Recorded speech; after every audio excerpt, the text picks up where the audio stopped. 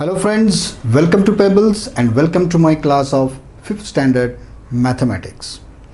हम देख रहे हैं डेसिमल फ्रैक्शंस। डेसिमल फ्रैक्शंस में हमने एडिशन, सब्ट्रैक्शन, डिवीजन, मल्टीप्लिकेशन देखा। उसके बाद मिक्स फ्रैक्शन को डेसिमल फ्रैक्शन में कन्वर्ट कैसे किया जाता है वो हमने देखा। उसके बाद हम लोग ने उसकी प्लेस वैल्यूज़ क्या होती है और वो कैसे निकाली जाती है वो भी देखा। नाउ डेसिमल फ्रैक्शंस का यूज़ कहाँ पे होता है, उसके यूजेस क्या है वो हम देखेंगे। फर्स्ट लेक्चर जो फ्रैक्शन का था वो हमने शुरू कैसे किया था कि हम शॉपिंग मॉल्स में या किसी भी चीज़ के ऊपर जब प्राइस देखते हैं तब वो 25.75 रुपीज़ ऐसे लिखा जाता है और वहाँ से हमने वो डेसिमल पॉइंट क्या होता है और वो कहाँ यूज़ होता है वो हमने देखा। तो चलो अभी हम देखते हैं कि उसके यूज़ के लिए कैसे उसको हम यूज़ करेंगे। फॉर एग्ज़ाम्पल करेंसी में आपको पता है हमारे यहाँ भारतीय करेंसी जो रुपया है उसका 1 रुपी इज इक्वल टू 100 पैसे। ओके, अब 100 पैसे 1 रुपया होता है। उसका मतलब ये होता है कि डेसिमल पॉइंट के बाद कितने ज़ीरोज़ आएंगे? 2 ज़ीरो आएंगे। 100 पैसे मतलब 2 ज़ीरो आएंगे। ठीक है। इन सिमिलर वे 1 मीटर मतलब 100 सेंटीमीटर होता है।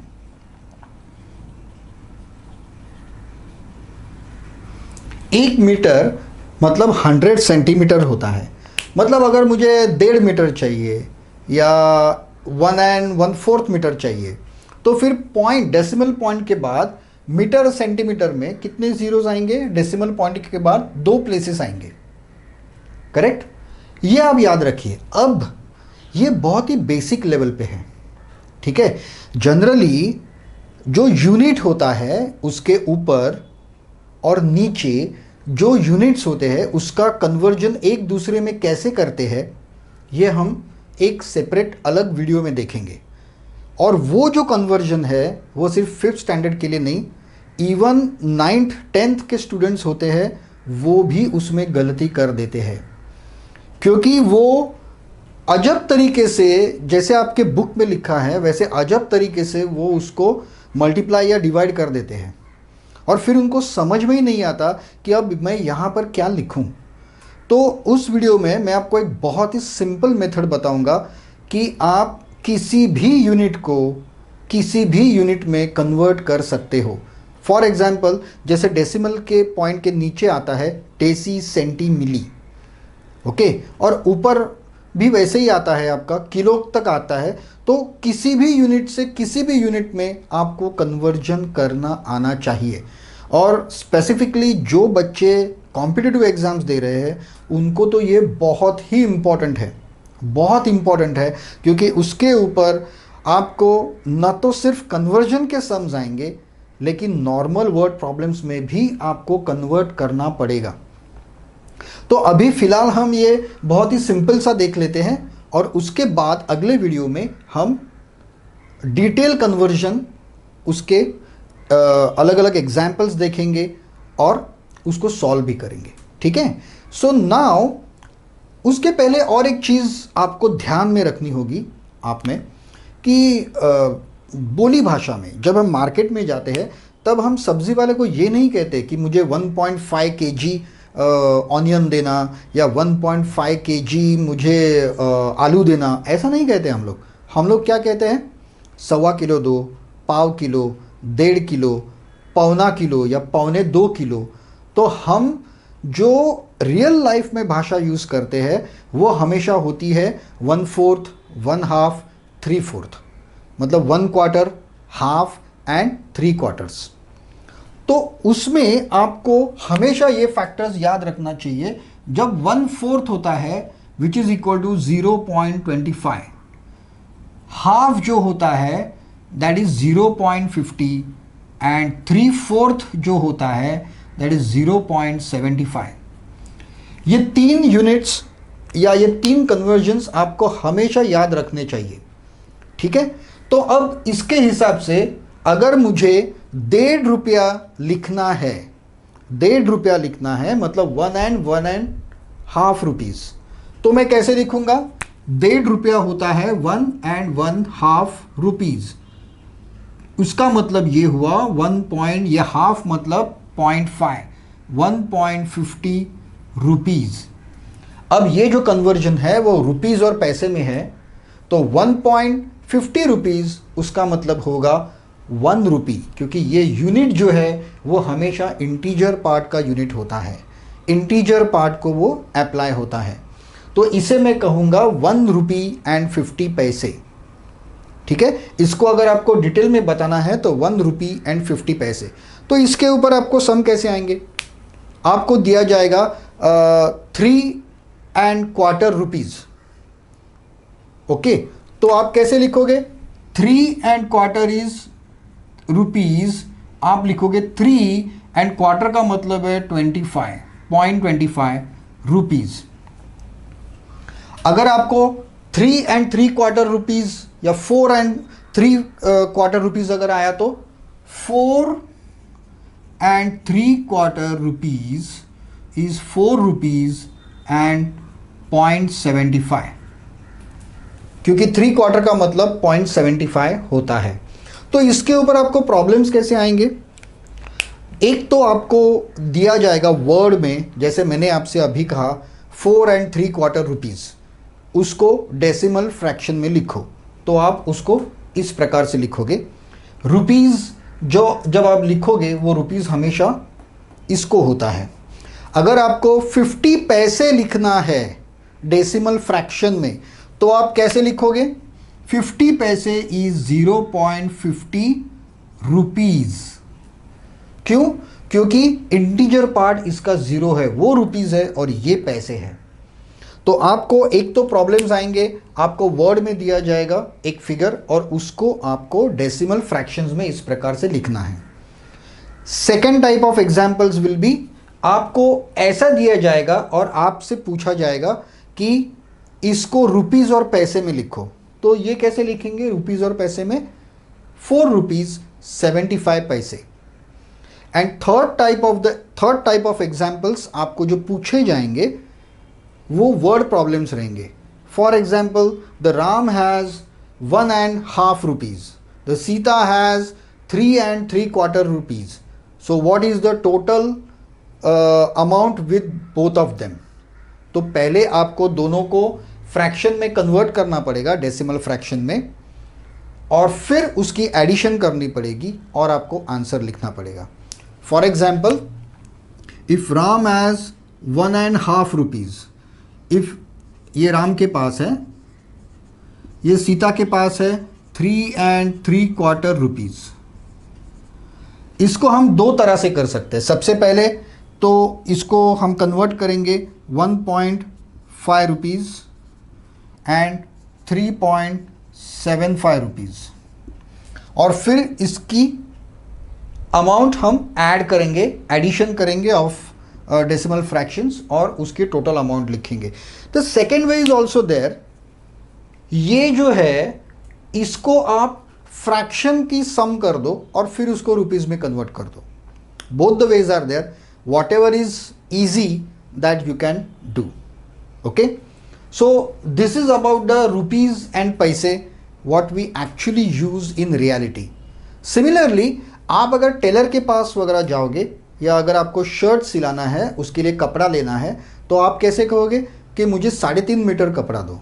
साढ़े पाव का मतलब होता है 1/4, जब हम साढ़े या आधा बोलते हैं उसका मतलब होता है 0.5 आधा, और पौना बोलते हैं या 3/4 या 3/4 बोलते हैं तो उसका मतलब होता है 0.75। और जो कि इसमें 1 मीटर इज़ 100 सेंटीमीटर, तब जब मैं कहूँगा कि मुझे 4.25 मीटर कपड़ा चाहिए, 4.25 मीटर कपड़ा मतलब 4¼ metre, which is nothing but 4.25 metres. इसका मतलब ये हुआ 4 मीटर्स, क्योंकि जो यूनिट होता है वो हमेशा इंटीजर पार्ट को अप्लाई होता है। So this will be 4 metres and 25 centimetres. ये जो आंकड़ा है सेंटीमीटर, ये 99 तक जा सकता है। अगर 100 हुआ तो 100 हुआ तो कुछ नहीं, 100 हुआ तो मीटर में एक एडिशन होगा और यहाँ पे 0 आ जाएगा। At that time 0 centimetres, because we know that the 100 centimetres is 1 metre. ये कन्वर्जन्स बहुत ही ईजी कन्वर्जन्स है। यहाँ भी शायद आपको ऐसे ही पूछा जा सकता है कि write down 30 centimetres into the decimal fractions. So at that time how you will write 30 centimetres मैं लिखूंगा, मतलब 0 मीटर्स है and 30 metres in the form of metres. Okay, अब यहाँ पे ये बहुत इजी है, ये सेंटीमीटर को मीटर में कन्वर्ट करना बहुत ही इजी है, क्योंकि आपको पता है उसका फैक्टर 100 का ही है। लेकिन अगर मैंने आपको पूछा कि कन्वर्ट 30 डेसीमीटर इनटू मिलीमीटर, तब आपको प्रॉब्लम है, क्योंकि आपको डेसी पता है 1/10, मिली पता है 1/1000, लेकिन उसको कन्वर्ट करें कैसे? उसको डिवाइड करेंगे, मल्टीप्लाई करेंगे या क्या करेंगे उसको? और वहाँ पे 90% बच्चे गलती कर देते हैं। ये सिंपल कन्वर्जन जो है वो तो आता है, लेकिन जो डिफ़िकल्ट कन्वर्जन्स है different units to different units, अगर 2 जंप आ गए तो फिर प्रॉब्लम आ जाता है। तो वो कैसे करेंगे वो हम अगले वीडियो में देखेंगे। अब यहाँ पे आपको जैसे मीटर एंड सेंटीमीटर के सम्स आते हैं, in the similar way you have 1 centimetre is equal to 10 millimetre, 10 mm। Okay, मतलब अगर आपका इंटीजर पार्ट अगर सेंटीमीटर का हो, अगर 1.5 सेंटीमीटर आपको कहना है, तो it will be 1 and 1/2 centimetre is equal to ये 1 सेंटीमीटर एंड हाफ मतलब 0.50, ये आपका हो गया mm। But here the conversion factor is of 10। कितने जीरो है? एक ही जीरो है, मतलब यहां पर सिर्फ एक ही डेसिमल प्लेस आएगा। ये जो जीरो आएगा, ये जो जीरो है वो नहीं आएगा। सेंटीमीटर और मिलीमीटर के बीच में क्योंकि फैक्टर जो है वो 10 है, तो डेसिमल पॉइंट के बाद सिर्फ एक ही घर आएगा, एक ही नंबर आएगा। यहाँ पे अगर 9 आ गया तो मिलीमीटर तक है वो, लेकिन 10 आ गया तो वो 1 सेंटीमीटर बनता है। In the reverse way, suppose आपको पूछा जाएगा 0.8 centimetre means how many millimetres. आपको पता है सेंटीमीटर ये जो यूनिट है वो हमेशा इंटीजर पार्ट को लगता है, और यहाँ पे सिर्फ एक नंबर है डेसिमल पॉइंट के बाद, मतलब ये मिलीमीटर है। तो ये कितने मिलीमीटर हो गए? It is 8 mm। तो यहाँ पर भी जो आपको एग्जाम्पल्स जो आएंगे वो ऐसे ही सिंपल कन्वर्जन के आएंगे। वर्ड प्रॉब्लम भी सिंपल कन्वर्जन के आएंगे। एक के पास 1.5 मीटर कपड़ा है, एक के पास 2.5 मीटर कपड़ा है, तो टोटल कपड़े का लेंथ कितना हुआ? तो उसमें 1.5 मीटर 1.5, 2.5 मीटर 2.5, उसको आप जब जोड़ोगे it will become 4 metres. Okay, अब जब आपके क्वेश्चन में यूनिट है, मीटर है, mm है, सेंटीमीटर है, रुपीज़ है, पैसे है, तो आपके आंसर को भी यूनिट होगा 100%।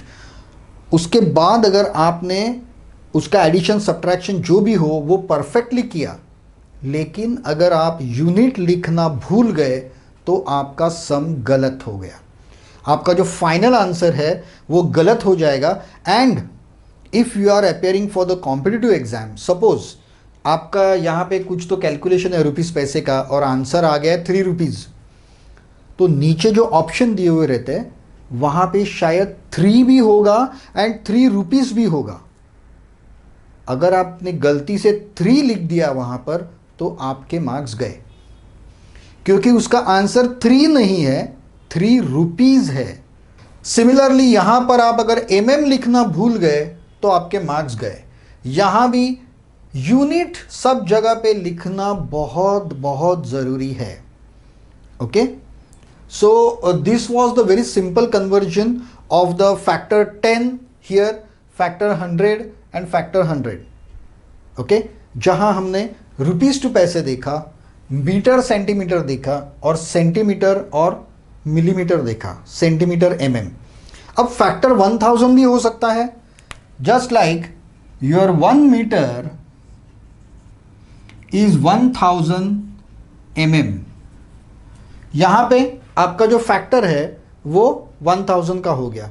मतलब यहां पर अगर मुझे पाव मीटर अगर लेना है, 1/4 मीटर अगर लेना है, 1/4 मीटर अगर लेना है, तो यहां पे कितने, 1/4 इज 0.25, करेक्ट. लेकिन कन्वर्जन फैक्टर में 3 जीरो है, तो यहां पे मुझे 250 लिखना पड़ेगा. तो यहां पे भी 3 डिजिट्स आएंगे. So I can write here 0.250 metres. Okay, और 250 मीटर्स उसी का मतलब होता है 250 millimetres, correct. So this is very simple. These are the direct conversions. इसमें कोई बड़ी बात नहीं है. लेकिन अगर आपको डेसी, सेंटी, मिली, उसके बाद डेका, हेक्टो, किलो, इसमें अगर कन्वर्जन्स अगर करने हैं तो आपको बुक के मेथड से अगर आप जाओगे तो आप 100% कंफ्यूज हो जाओगे, 100%. क्योंकि जब आगे आगे आप जब बढ़ोगे तब आपको ये कन्वर्जन्स नॉर्मल सम्स में आते हैं. इट इज़ एज्यूम कि आपको कन्वर्जन आता है. ओके, तो उसके जो कन्वर्जन कैसे करते हैं किसी भी यूनिट से किसी भी यूनिट में, वो हम अगले वीडियो में देखेंगे.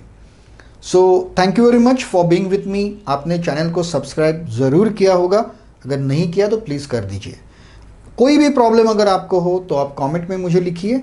आई will definitely solve that. So thank you very much for being with me in my class. We will see और we will meet in my next lecture. तब तक के लिए गुड बाय.